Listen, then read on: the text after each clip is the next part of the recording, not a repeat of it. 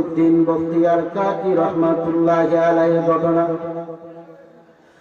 কুতুবউদ্দিন বখতিয়ার কাকি রহমাতুল্লাহি আলাইহি অনেক বড় মাপের একজন ওলি ছিলেন। কত বড় মাপের ওলি ছিলেন জানেন? উনি যখন ইন্তিকাল করবেন, ইন্তিকালের পূর্ব মুহূর্তে উনার খাদেমকে বলে দিয়েছিলেন, হে খাদেম, আমি যখন এই দুনিয়া ছাড়িয়া বিদায় হয়ে যাব, হে খাদেম, আমি যখন এই দুনিয়া ছাড়িয়া বিদায় হয়ে যাব, তখন আমার জানাজার নামাজের প্রয়োজন হবে, যার মধ্যে 4টা গুণ পাওয়া যাবে, তার মাধ্যমে আমার জানাজার নামাজ পড়াইয়া দিব, তার মাধ্যমে আমার জানাজার নামাজ পড়াইবা।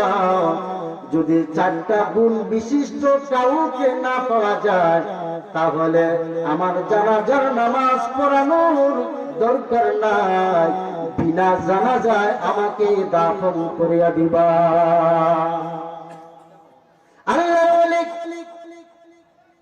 খাজা কুতুবউদ্দিন বখতিয়ার কাকি রহমাতুল্লাহি আলাইহি এমন 4টা শর্ত দান করে দিলেন। 1 নম্বর হলো, যার জীবনে তাহাজ্জুদ ছুটে নাই এমন মানুষ দ্বারা আমার জানাজার নামাজ পড়াইবা। 2 নম্বর, যার জীবনে আসরের 4 রাকাত সুন্নত নামাজ ছুটে নাই এমন মানুষ দ্বারা আমার জানাজার নামাজ পড়াইবা। হে আল্লাহর বান্দা, নবীজির উম্মতের দল। 3 নম্বর হলো, যার জীবনে বালেগ হওয়ার পর থেকে নিয়া যার জীবনে কোনদিন চোখের জিনা করে নাই এমন মানুষ দ্বারা, এমন ব্যক্তি দ্বারা আমার জানাজার নামাজ পড়াইবা।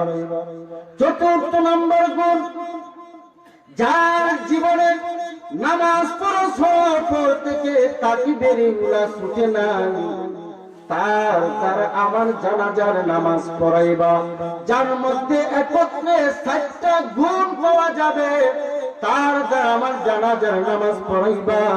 যদি 4 গুণে বিশিষ্ট কোন মানুষ জানাজার ময়দানে না পাওয়া যায়, তাহলে বিনা জানাজায় আমার লাশকে দাফন করে দিবা।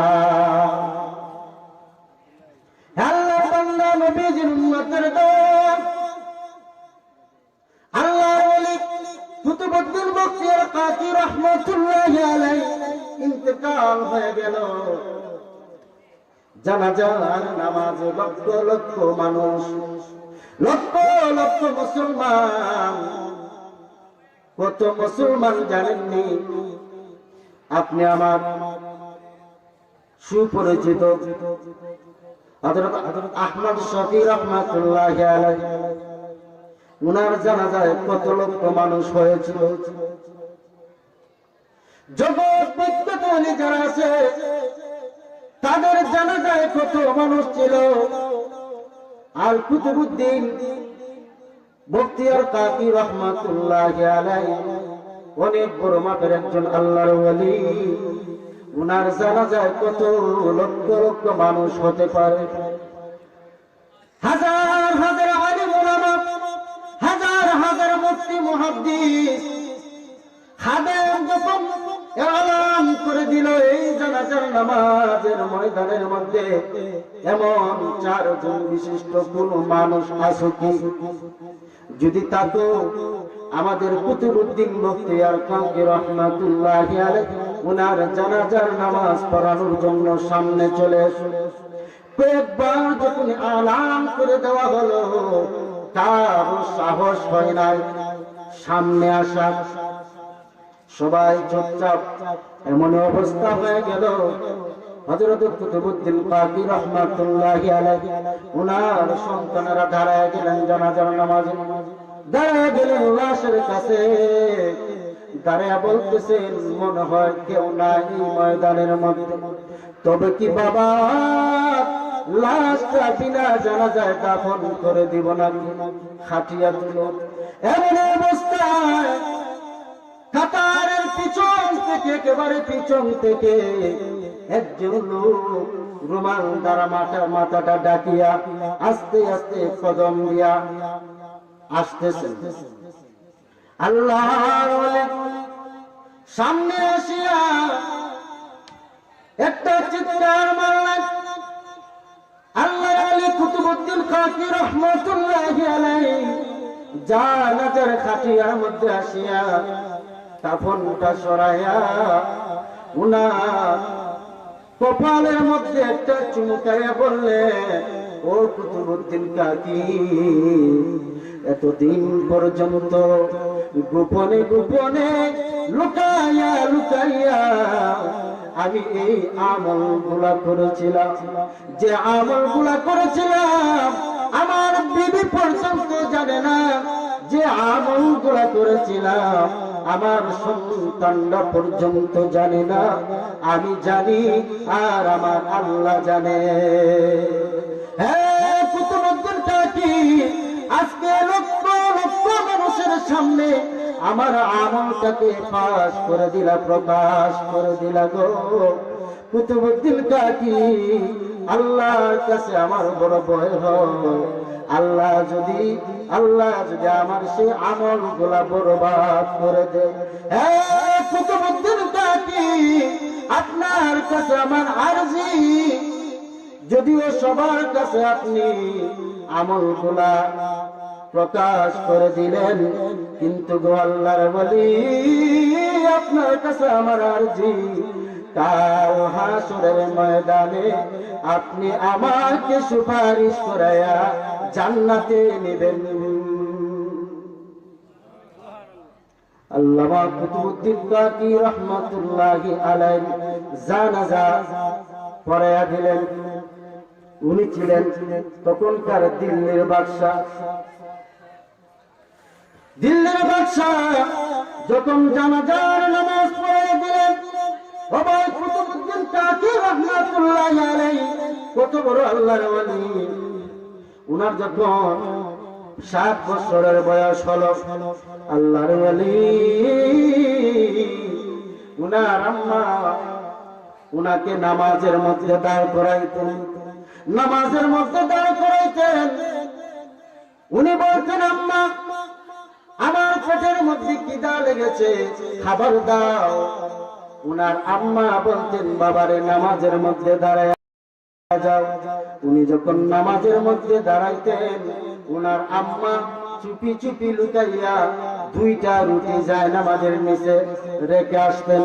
প্রতিদিন যখন খিদা লাগে, আল্লাহর ওলি কুতুবউদ্দিন কাকি রহমাতুল্লাহি আলাইহির আম্মা প্রতিদিন রুটি দিয়ে আসতেন যায় নামাজের নিচে।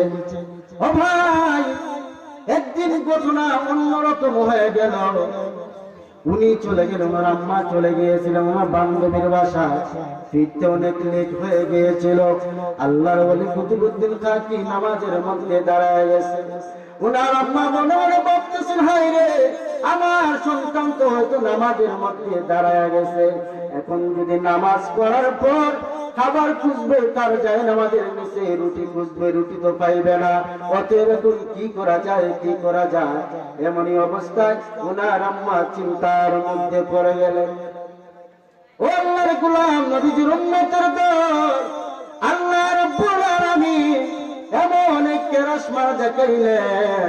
ওনার আম্মা আল্লাহর কাছে ফরিয়াদ জানাইলেন, আল্লাহ আমার সন্তান কুতুবউদ্দিন কাকিকে নামাজের মাধ্যমে আমি খাবার দিতাম, আজকে তো তাকে আমি কোনো কিছু যাই নামাজের নিচে দেই না।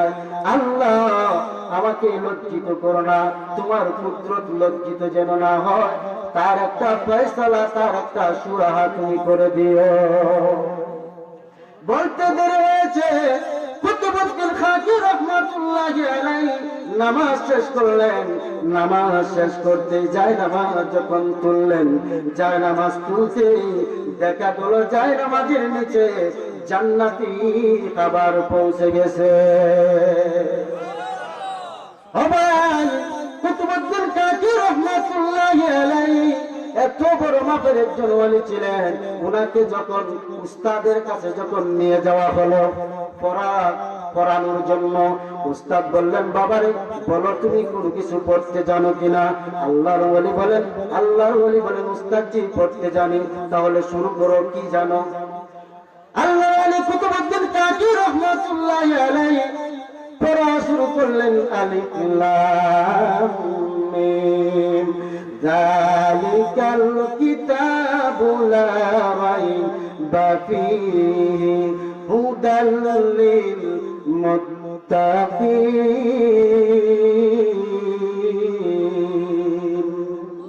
এইভাবে যখন পড়া শুরু করলেন, পড়তে পড়তে পড়তে পড়তে একেবারে 14 পারা উস্তাদের সামনে শোনায়া দিলেন।